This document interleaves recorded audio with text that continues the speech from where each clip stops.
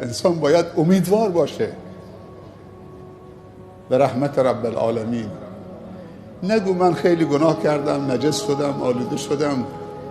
2 نفر حق ندارن این حرفو بزنن. یکی خودت حق نداری به خودت بگی من دیگه نجس شدم، پلید شدم، خدا منو نمیبخشه.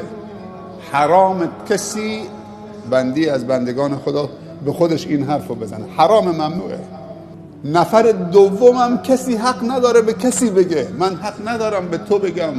اگر یک مستک سکرانی تو کوچی دیدم که عربده داره میکشه، حق ندارم ای نجس پلید پست، خدا تو رو نمیبخشه. هر لحظه احتمال داره اون فردا توبه بکنه، من برم جای اون بیاد جای من.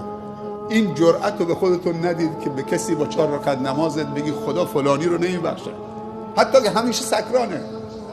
اگه دوستش دارید تلاش بکن که اونو نجات بدید، ولی قضاوت حق تو نیست، اونو نمیبخشه. تو چی کاره هستی تو رحمت خدا؟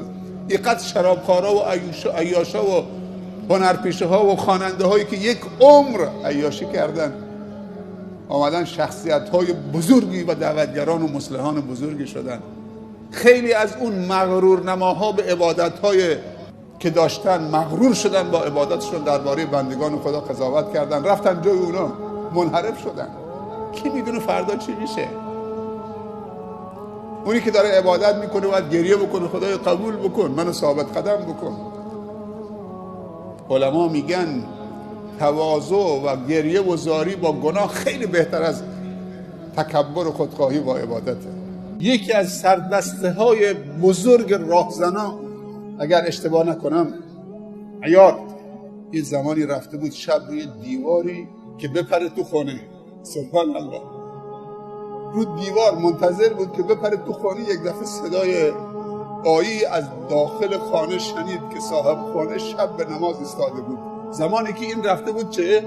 اون خانه رو بزنه. قدیم خود دیگه برقی نبوده، سر صدایی نبوده، خلوت، رو دیوار نشسته بود که بپره. یک دفعه صدای آیه شنید که بعد از سوره هم اون صاحب خانه داره میخونه الم یأن للذین آمنوا ان تخشع قلوبهم لذکر الله. آیا وقتش نرسیده کسانی که مؤمنن، مسلمانن، بر بگردن و دلهاشون بتپه و بلرزه برای خدا؟ وقتش نرسیده؟ هی میخواست بپره، دوباره اون آیه تکرار میکرد. سبحان الله، نمیفهمید که دزد آمده. اون نماز میخوند، کار هر شبش بود، نماز شب میخوند. و بار سوم 2-3 بار که تکرار کرد، بار سوم گفت بلا. اون دزده که رو دیوار بود گفت بلا، وقتش رسیده که عیاض توبه بکنه و بر بگرده به سوی خدا. به جایی که بپره به داخل خانه، پرید به بیرون خانه و مسیرش عوض شد و یکی از قضات بزرگ و شخصیت‌های بزرگ جهان اسلام شد. یک راهزن. انسان نباید ناامید بشه، امیدتون نباید از دست بدید. این در بازه، برای همه بازه. اینجا خانه خداست، خانه من نیست که تو رو اجازه بدم دیگری رو اجازه ندم. کسی حق نداره چپ چپ به کسی نگاه بکنه. الله هم تعصب داره نسبت به بندگانش، خیلی تعصب داره. الله به ابلیس گفته تو 1 سال، 2 سال، 30 سال، 40 سال بندگان منو گمراه میکنید، فکر میکنید که به قول زنجیر کشیدید، دیگه مطیعتان مالتان، از من گرفتید، ولی من یه داغی بر دلت میذارم. بعد از 40 سال 50 سال که این بنده منو شکار کردی، در قبضه خودت گرفتی، یه لحظه یه جرقی براش ایجاد میکنم، یه توبه نصیبش میکنم، تلاش 50 سالت رو برباد میدم. من اجازه نمیدم بندگانمو ازم بگیرید. الله غیرت داره، تعصب داره نسبت به بندگانش. این تعصب خدا نسبت به بندگانش و مهرورزیش. خدای نگاه به خطاهای ما مکن، به اشتباههای ما مکن، به گناههای ما مکن. نگاه به اون رحمت بیکران خودت بکن که از خشمت سبقت گرفته.